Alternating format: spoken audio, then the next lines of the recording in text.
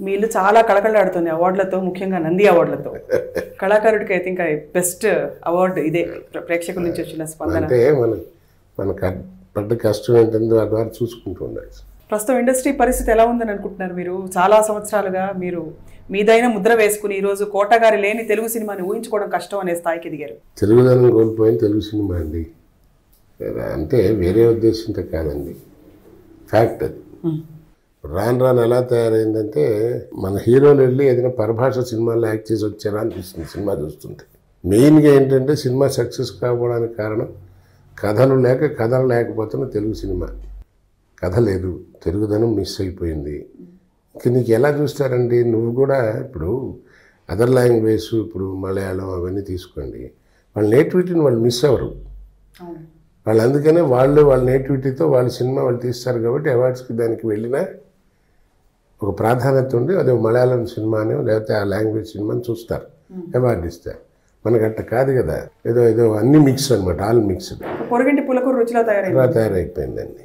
ఈ so called youngsters, ఈ డైరెక్టర్లు, ఈ యంగ్ హీరోలు, వీళ్ళందరూ ఏంటంటే రాను ఎక్కడుందండి తెలుగు వాళ్ళ దగ్గర, మన దగ్గర పొటెన్షియాలిటీ ఏదండి, మన వాళ్ళు ఏంటి ఎట్లా చేయగలుగుతారు సార్, ఏదండి క్వాలిటీ లేదండి అంటారు.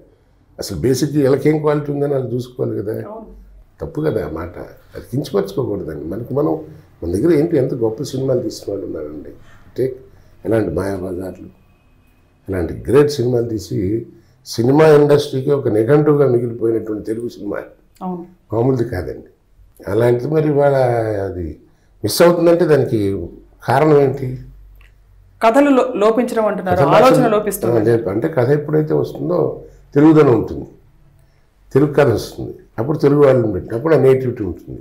అది అసలు లేదండి. అసలు సినిమా అనేది తెలుగు చిత్రసీమని ఆంధ్ర రాష్ట్రంలో మేము డెవలప్ చేస్తాం అని గవర్నమెంట్ దగ్గర నుంచి తీసుకుని, అయినా మీరు వస్తే మేము చేస్తామంటే గవర్నమెంట్ దగ్గర నుంచి ఇదిగో చూస్తున్నారు కదా, ఫిలిం నగర్లని, స్టూడియోస్ అని ఇవన్నీ కట్టుకుని ఇవన్నీ చేసి ఏదో ఉద్ధరిస్తామని తీసుకొచ్చి పెట్టారు.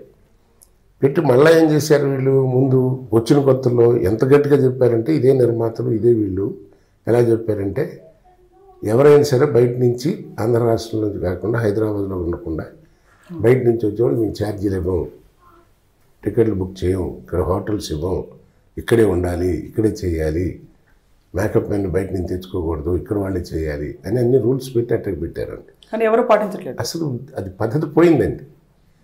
పోయి ఇప్పుడు ఏమైపోయింది, తెలుగు సినిమా ఉద్ధరిస్తామని చెప్పి మొత్తం డెవలప్ అయిపోయింది. సరే ఓకే, మీరు మంచి చేస్తుంది, మీరు నెక్స్ట్ జనరేషన్ మీరు చేస్తున్న హెల్ప్ ఏంటి?